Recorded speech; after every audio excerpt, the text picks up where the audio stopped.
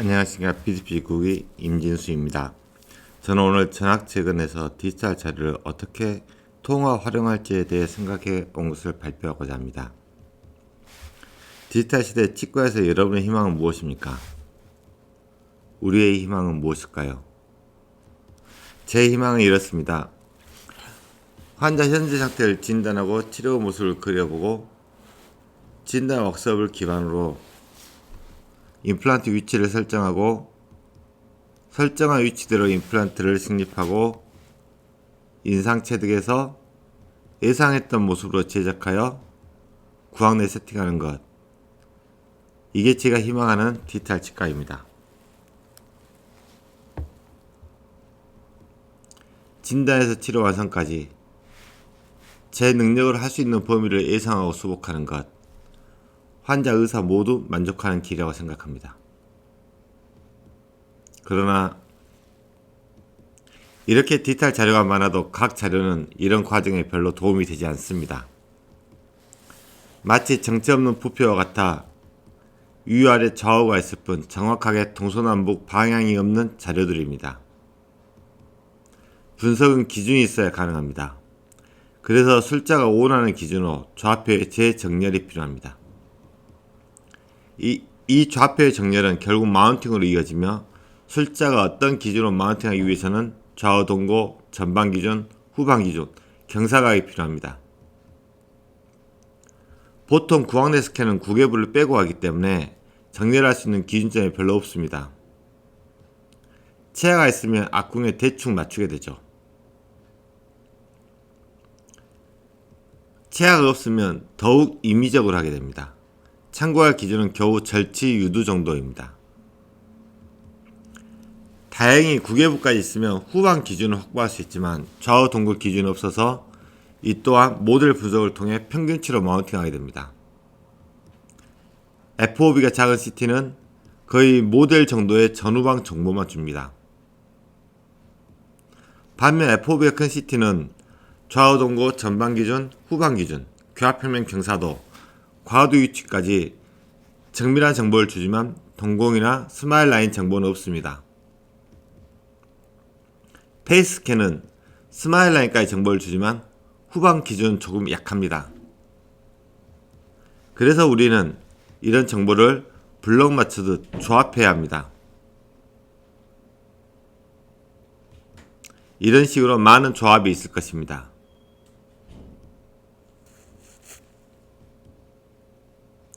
정보를 추출하고 조합했지만 기준 방향이 없어서 이와 같이 바로 분석할 수가 없습니다. 분석할 수 있게 기준 좌표 위에 올려두어야 합니다. 모델이든 CT든 페이스스캔이든 기준 좌표로 정렬해서 디지털 실라 위에 올려두어야 비로소 분석이 가능합니다. 이런 분석을 토대로 진단 워크숍을 하고 가이드도 만들고 보철도 제작하는 등 원하는 작업을 할 수 있습니다. 그래서 저는 재정렬, 즉 리오리엔테이션이 매우 중요하다고 생각합니다. CT 기반으로 가이드를 제작한 과정을 순서대로 나타내 보았습니다. 간단한 증례는 가이드 센터에서 바로 제작합니다. 복잡한 증례는 이런 식으로 CT에 모델을 태우고 리오리엔테이션하고 전체 위치, 교합평면, 페이스 보호 정보를 기공소에 보내면 왁스업을 시행하고 그것을 CT 등 가상 공간에 시작해 봅니다. 필요하면 구강 내 직접 시작해보고 진단 왁스업을 확정해서 최종 목표에 도달합니다. 저는 이런 CT 기반의 방식을 타입 B라고 하는데 제가 환자 상담 시 체득한 자료의 프로토콜입니다. 케이스별로 나누어서 하는데 원래 해왔던 것은 타입 A, B, C였고 근래에 추가하기 시작한 것이 타입 D, E, F입니다. 타입 B는 CT, 타입 C는 CT의 세팔러, 타입 D는 CT, 구강 내 스캔, 페이스 스캔 조합입니다. 타입 D에서는 주로 FOB의 큰 CT를 촬영하여 세팔러의 정보까지 취하려고 합니다. 타입 F는 CT의 페이스 스캔, 타입 E는 구강 내 스캔에 페이스 스캔을 더한 것입니다. 타입 B와 C는 지금까지 해왔던 방식이고 임플란트 상담 시 시행하고 필요시 세팔러를 활용합니다. 타입 E는 심미적인 증례에서 하고 타입 F는 FOB가 작은 CT를 페이스 스캔으로 재정렬할 때 사용할 수 있습니다. 타입 D는 전학 증례에서 사용합니다. 타입 E는 심미 보철이나 일상 보철에서 사용합니다. 페이스 스캔과 구황내 스캔을 통해 진단을 시작합니다. 이 환자는 스플린트 적응 기간을 거쳐 교합 고경을 올린 상태로 페이스 스캔하고 전치부 길이를 정하고 그를 기반으로 왁스업하여 페이스 스캔을 트라이해보고 세팅하였습니다. 아직은 경고 관찰 중입니다. 최대 교합이 시 하악 위치와 스플린트 상태의 하악 위치를 과도와 묶어서 매칭 비교해 보았습니다. 디지털 MPI라고 생각합니다. 추후 장기적인 하악 변화를 관찰하는 데 유용할 것 같습니다. 타입 F는 페이스 스캔과 주로 FOB가 작은 CT를 촬영합니다. 간단한 임플란트 증례에서 활용하거나 CT의 재정렬을 위해 페이스 스캔을 사용합니다. 임플란트 계획을 설명드립니다. 환자와 상담 후 임플란트 치료가 정해지면 구황내 스캔을 추가해 가이드 수술을 시행합니다. 타입 D는 교정을 동반하거나 광범위한 보철 또는 다수의 임플란트가 필요한 전체적인 진단이 필요한 증례에서 사용합니다. 모든 디지털 자료를 체득해서 CT에 태웁니다. 타입 D로 가상 환자를 만드는 방법은 두 가지가 있습니다. 페이스 스캔과 구황내 스캔을 정합하여 CT에 집어넣는 방법이고 각각을 CT에 정합시키는 방법입니다. 결국 만들고자 하는 것은 세 가지 정보를 합해 놓은 것입니다. 이 가상 환자는 진단 왁스를 통해 임플란트 위치를 설정하는 데 이용합니다. 전치가 돌출된 환자에서 진단 왁스하는 것을 오버레이로 제작해서 구황내 직접 시작해 보는 건 불가능합니다. 오직 이렇게 가상 환자에서만 가능합니다. 가상 환자가 이런 식으로 만들어집니다. 지금은 이 부분으로 정리해서 사용하고 있습니다. 상담용 자료이기 때문에 실제 치료를 들어가 임플란트 시술을 하게 되면 추가적인 자료가 필요하며 결국 타입 D로 진행합니다.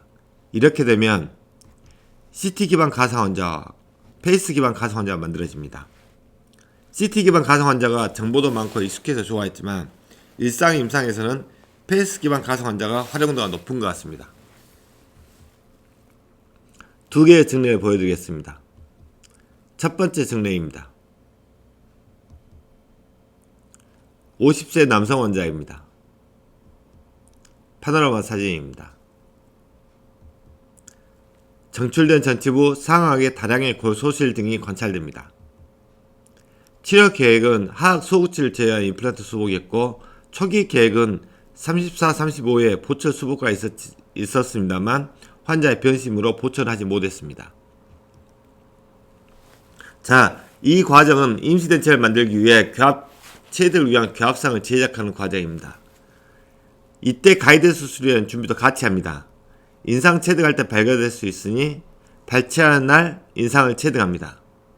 모델상에서도 발치하여 교합상을 제작하고 교합 평면도 체득하고 교합을 체득한 상태로 CT를 촬영합니다.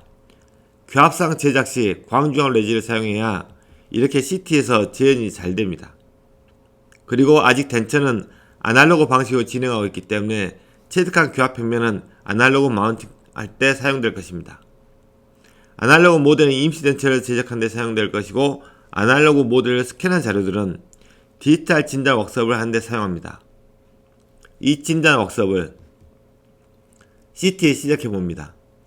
기용소에 진단 웍스업을 의뢰했을 때는 보통 CT 자료 없이 모델만 보내기 때문에 이렇게 가상 환자에서 진단 웍스업을 트라이하여 제 능력 범위 내에서 임플란트로 수복할 수 있는 진단 웍스업인지도 확인이 필요합니다. 능력치를 벗어나면 약간의 수정이 들어갑니다. 이 왁스업에 기초하여 임플란트 위치를 설정합니다. 아날로그 인상에서 임시덴체가 제작되어 왔습니다. 임플란트 수술을 진행하고 2차 수술 후 사진입니다. 2차 수술 시 전치부는 스캔 힐링 어봇을, 구치부는 힐링 어봇을 사용합니다. 모두 스캔 힐링 어봇을 사용하셔도 되겠지만 저는 체결에 편하여 구치부는 힐링 어봇으로 인상을 체득합니다. 힐링 어봇은 너넥스 타입 스캔 힐링 어봇이라 생각합니다. 이렇게 간단하게 스캔 바디와 기용소에서 매칭합니다.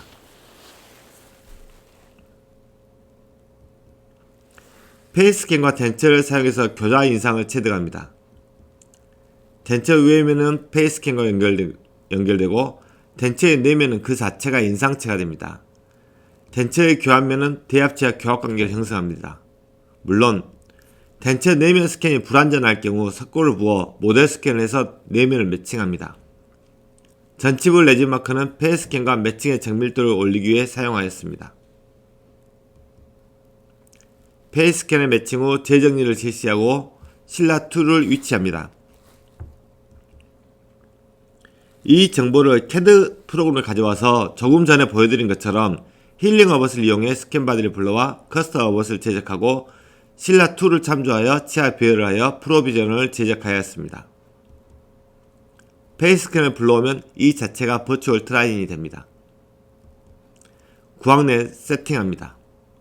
모델리스와 동일한 방식이기 때문에 프로비전을 지구로 삼아 커스텀 어벗을 체결해서 세팅하였습니다.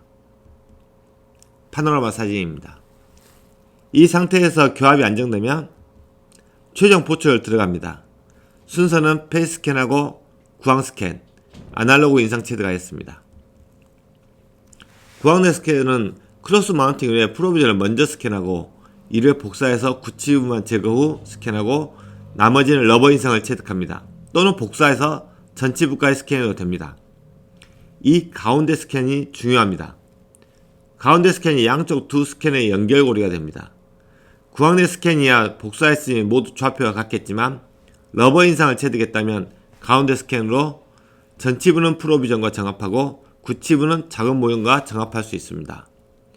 이 과정을 아날로그 했으면 환자는 상악 2번, 하악 2번, 총 4번의 이상과 3번의 바이트 체득과 페이스보 트랜스퍼 과정을 거쳐야 합니다. 페이스 스캔 파일과 프로비전 스캔 파일, 전치부 프로비전만 있는 스캔 파일, 그리고 작은 모델 파일까지 모두를 정합합니다. 재정리를 한 후 추출해서 CAD 프로그램에서 불러와 사용할 수도 있고 바로 엑소캐드와 연동시켜 사용할 수도 있습니다. CAD 작업 시 페이스스캔의 과도 위치가 가상규합기 과도 위치로 옮겨지는 것을 눈으로 확인할 수 있습니다. 가이드를 재현할 수 있습니다.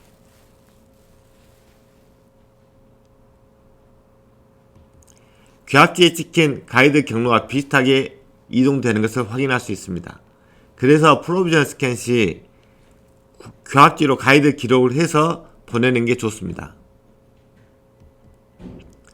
페이스스캔 정보를 활용해서 치아 배열을 한 후 최종 보초물을 제작하였습니다. 구황 내 세팅하였습니다. 최종 파노라마 사진입니다. 페이스스캔에서 MPI를 할 수도 있지만 좀 더 정밀하게는 CT에서 네스트극을 찾아서 할 수도 있습니다. 장기적으로 하악의 변화를 관찰하는 데 의미가 있을 것 같아 복원하고 있습니다. 최종 페이스스캔 사진입니다. 이 증례는 레코드빙스를 활용해 CT 기반 가상 환자에서 임플란트 계획을 세우고 페이스스캔과 임시덴처 힐링 어벗을 활용하여 페이스 기반의 가상 환자에서 프로비전을 제작하고 프로비전을 탑재한 가상 환자에서 최종 보초물을 제작하였습니다. 두 번째 증례입니다. 상하은 초우치 하악은 코너스턴츠를 사용하고 계셨던 57세 남성 환자분이시고 파노라마 사진입니다. 치료 계획은 하악 전치부는 고정성 보초물로 진행하고 나머지는 임플란트로 수복하기로 하였습니다. 하악이 불안정하여 우선 임시덴처를 넣어서 하악이 자리를 잡으면 레진 태그나 마커를 부착하고 내부에는 홈을 파서 레진으로 채우고 CT 촬영합니다. 덴처의 외부 내부 매칭을 확인합니다. 이 경우는 진단 왁스업을 가이드 프로그램상에서 직접 시행하였습니다. 진단 왁스업에서 임플란트 위치를 설정합니다. 상악 견치와 소구치 사이에 적절한 간격 유지는 참 힘든 것 같습니다. 파노라마에서는 확대 때문에 적절한 거리인 것 같지만 실제 가까운 경우가 많습니다. 임플란트를 식립하였습니다. 전치부는 헥스 타입으로, 구치부는 힐링 어버 상태로 인상을 체득하고 레코딩 베이스를 제작하였습니다. 레코딩 베이스에 전치부를 평균치로 배열해 오면 조금 손보고 페이스캔합니다. 기공소에는 레코딩 베이스를 스캔해서 페이스캔과 정합하고 재정렬 합니다. 왁스업 시행하고 프로비전을 구황내에 넣었습니다. 파노라마 사진입니다. 프로비전 상태가 괜찮아 보여 구치부를 차례대로 교체해가고 전치부 보철만 남았습니다. 페이스캔과 프로비전을 구황내 스캔합니다. 지대치는 러버 인상 체드가였습니다. 깔끔하진 않지만 구황내 스캔 시 교합지로 가이드 기록을 남깁니다. 첫 번째 증례와 마찬가지로 크로스 마운팅합니다. 기공소에서는 가이드나 형태 등을 참조하고 파인을 제작합니다. 이 경우는 작은 모형과 프로비전을 구치부로 매칭하여 진행합니다. 최종 보철물을 시작하였습니다. 방사전 사진입니다. 최종 페이스캔 모습입니다. 구황내 모습입니다.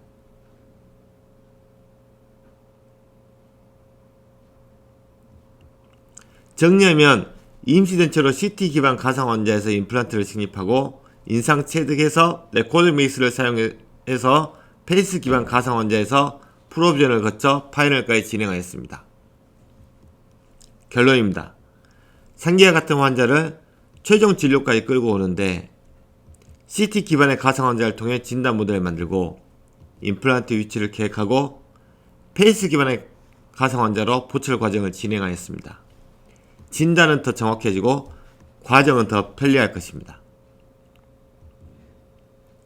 디지털 데이터를 조합하고 재정렬하여 통합할 때 그 가치는 더욱 빛날 것입니다. CT 기반 가상 환자는 진단 왁스업을 얻고 임플란트 위치를 설정하는 데 유용하며 또한 페이스 기반 가상 환자는 보철 과정을 단순하게 진행하는 데 도움이 됩니다. 경청해 주셔서 대단히 감사합니다. 특히 지금까지 이끌어주신 사부님과 BDPG 선후배님께 다시 한번 감사드립니다.